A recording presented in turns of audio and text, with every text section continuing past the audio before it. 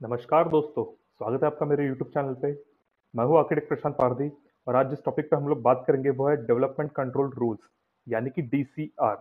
दोस्तों, एक आर्किटेक्ट, एक सिविल इंजीनियर, इसके लिए DCR का एक बहुत ही ज़्यादा इंपॉर्टेंट होता है क्योंकि इसी के बेस पे वो किसी भी बिल्डिंग के जो ड्राइंग्स है वो बना सकता है।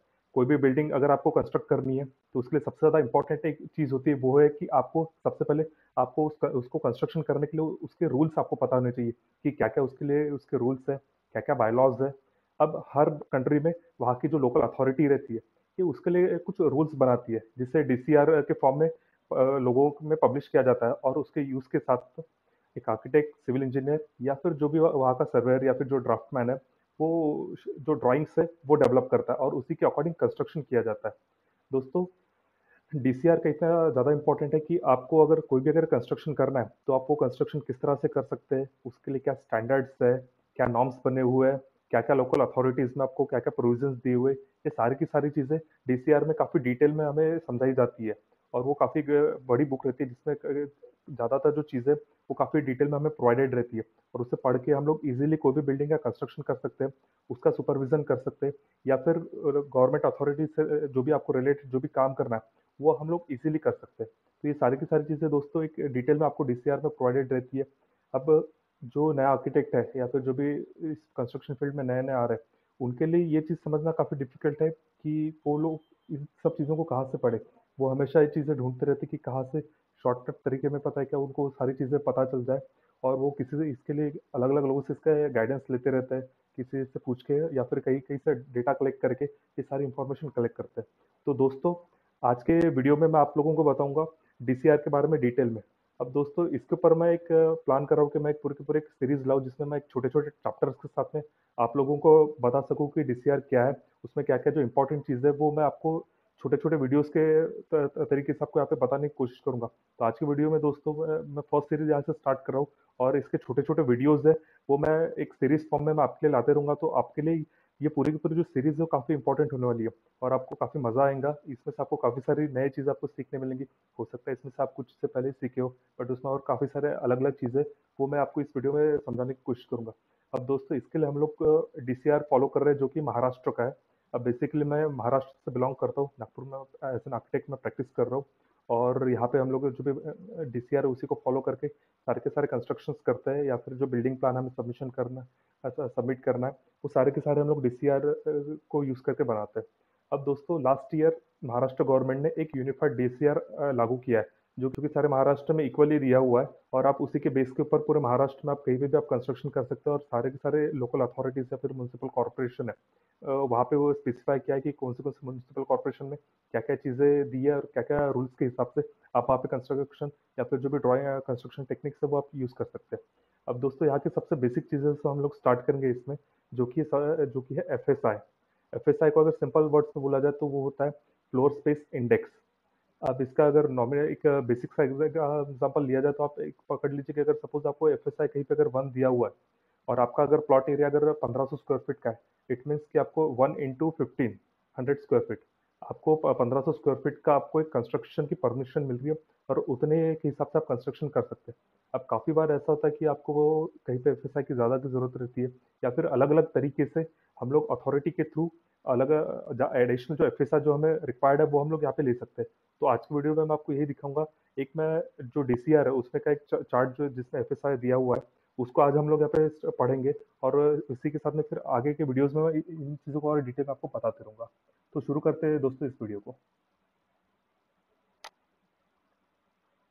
हाँ, तो जैसा कि आप दोस्तों देख रहे हैं कि ये एक टेबल नंबर 6G दिया हुआ है, जो कि मैंने यूनिफाइड DCR कॉपी से निकाला हुआ है, जो कि महाराष्ट्र में लागू है। अब दोस्तों, इसमें आप सबसे पहले यहाँ पे कॉलम देख सकते हैं, तो यहाँ पे कॉलम में ये जो सारा का सारा FSI दिया हुआ है, ये एक रेसिडेंशियल बिल्डिंग के लिए दिया हुआ है। इसके ये टेबल के थ्रू आप कोई भी अगर आप किसी भी रेसिडेंशियल जोन में अगर आप कंस्ट्रक्शन करना चाहते हैं, अब वो कंस्ट्रक्शन रेसिडेंशियल हो सकता है या फिर मिक्स्ड यूज भी हो सकता है, जैसे कि रेसिडेंशियल कम्स कमर्शियल बिल्डिंग। तो इस टाइप के कंस्ट्रक्शन के लिए आपको इसका ये जो FSI दिया हुआ है, ये आपको काफ़ी काम आएगा। तो इसमें दोस्तों आप सबसे पहला चार्ट देख सकते हैं, जैसे टेबल नंबर जो दिया हुआ है, यहाँ पे रोड का डायमेंशंस दिया हुआ है कि क्या अलग-अलग डायमेंशंस के रोड के ऊपर में आपकी किस टाइप से आप FSI को कंज्यूम कर सकते हैं। साथ ही दोस्तों, इसमें दिया हुआ है म्युनिसिपल कॉर्पोरेशंस के लिए क्या एफएसआई है, और बाकी की जो बची हुई रिमेनिंग अथॉरिटीज या फिर एरिया है वहाँ पे किस टाइप का एफएसआई हम लोग यूज कर सकते हैं। तो इसे दो चार्ट में डिवाइड किया हुआ है। अब आपको सबसे पहले डिसाइड करना है कि आप किस एरिया में आते हैं, आप म्यूनसिपल कॉर्पोरेशन में आते हैं या फिर रिमेनिंग अथॉरिटी में आते हैं। तो उसके अकॉर्डिंग जो एफएसआई ये वैरी होगा।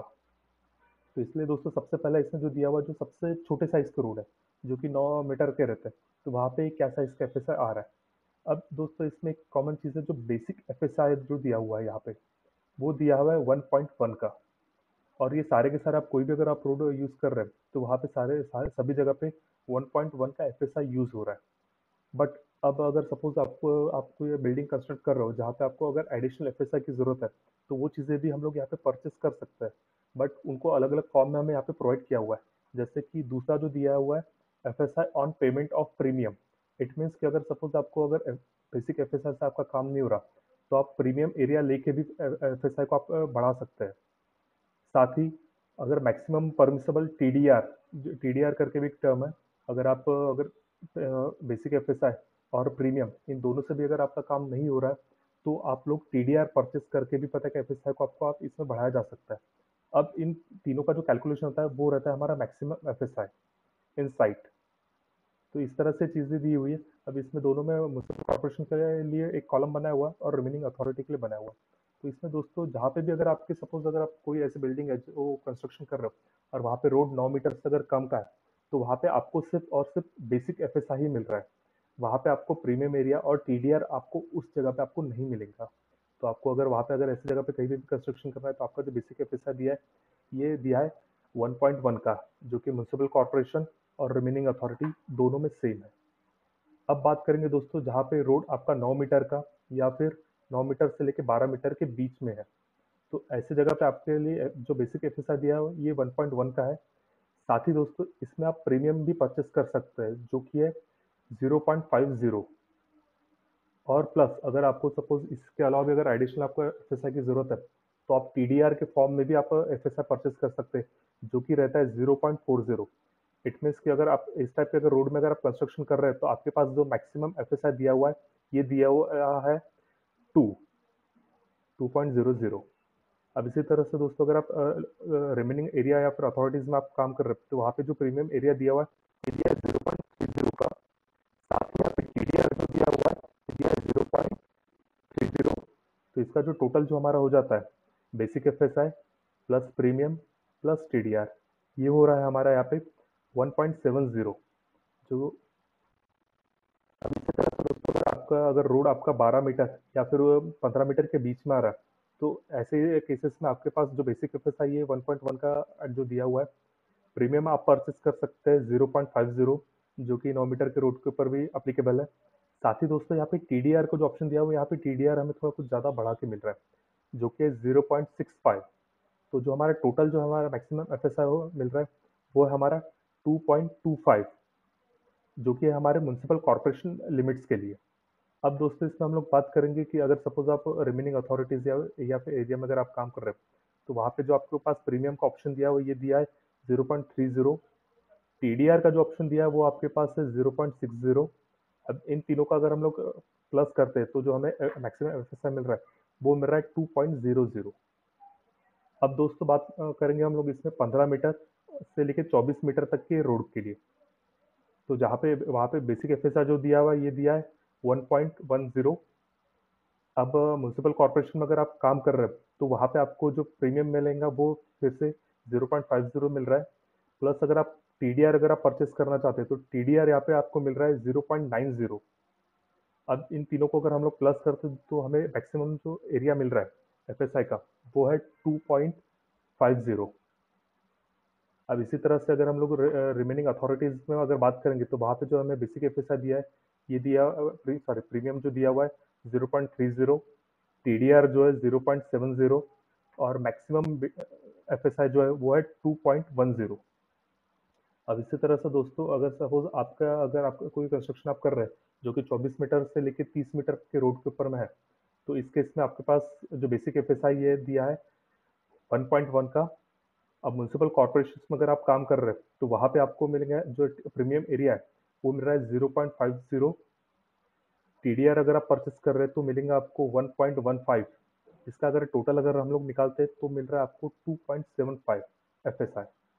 अब इसी तरह से अगर आप रिमेनिंग अथॉरिटी में अगर हम लोग बात कर रहे हैं तो रिमेनिंग अथॉरिटी में आपको प्रीमियम मिल रहा है आपको 0.30, टीडीआर आपको मिल रहा है यहाँ पे 0.90, जिसका टोटल होता है 2.30।